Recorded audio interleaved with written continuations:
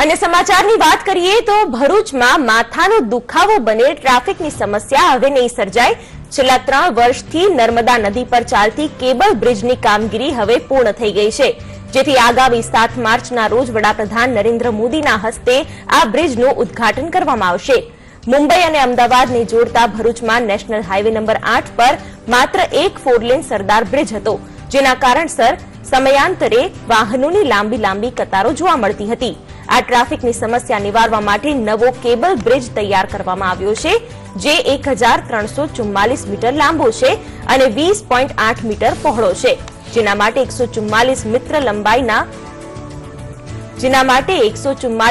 લંબાઈના 8 અને 86 મીટરના 2 વાય શેપના ટાવર ઉભા કરવામાં આવ્યા છે।